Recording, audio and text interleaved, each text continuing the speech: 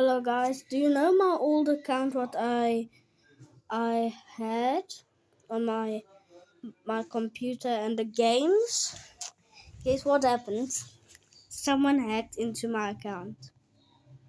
And if it's one of you guys, I'm never making videos again, but I want to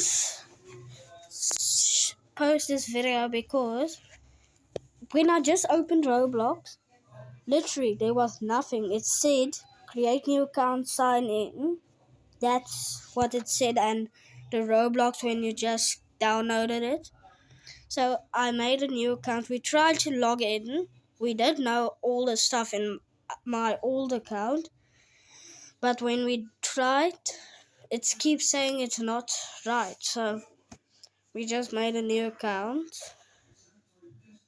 Yeah, I'm a little bit angry because I know someone hacked into my account.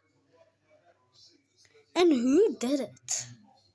I think it's one of the people must write down my name.